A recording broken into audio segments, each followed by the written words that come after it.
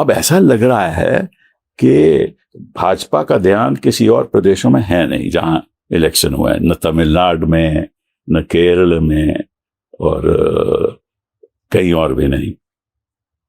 तो असम में तो हम देख ही रहे हैं क्या हुआ।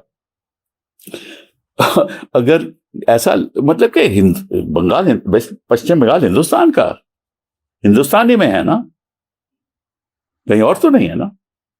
वैसा लग रहा है कि वहां एक सीज हो रही है, सेंट्रल गवर्नमेंट के पर्सनल की सीज हो रही है। इतना तो मैंने हिंदुस्तान के इतिहास में कभी नहीं देखा। हम कई चुनाव लड़ भी चुके हैं, देख भी चुके हैं। इस तरह से जितने लोग सीएपीएफ के वहां तैनात हैं वो मणिपुर में नहीं है, जम्मू कश्मीर में नहीं है, लेकिन वहां है क्योंकि अब युद्ध चल रहा है, भारी युद्ध कोई चल रहा है, कोई आक्रमण कर रहा है कि आपको उनके इतने सीएपीएफ पर्सनल आपको रखने की जरूरत है? इलेक्शन ही है ना भैया, चुनाव ही है ना।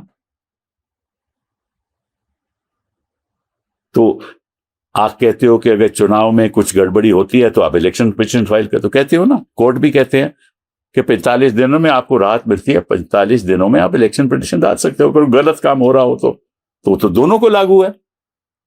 वो भी इलेक्शन पिटीशन डाल सकते हैं और ये भी इलेक्शन पिटीशन डाल सकते हैं। फिर इतने लोगों, इतनी सीएपीएफ के तैनात होने की जरूरत क्या है? अब सिक्योरिटी तो उनके हाथ में है ना, सिक्योरिटी तो पश्चिम बंगाल की सरकार के हाथ नहीं है। अब तो ईसीआई सब कर रहा है। तो अगर ईसीआई सब कर रहा है, सीएपीएफ भी वहां है, सिक्योरिटी उनके हाथ है, फिर डर किस बात का? और पोलिंग बूथ पे पोलिंग एजेंट भी हमारा है, उनका भी पोलिंग एजेंट है, टीएमसी का भी पोलिंग एजेंट है, बाकी जो चुनाव लड़ रहे हैं वो पार्टी जो भी लड़ रही है उनके सारे के पोलिंग एजेंट हैं, उनके इलेक्शन एजेंट हैं।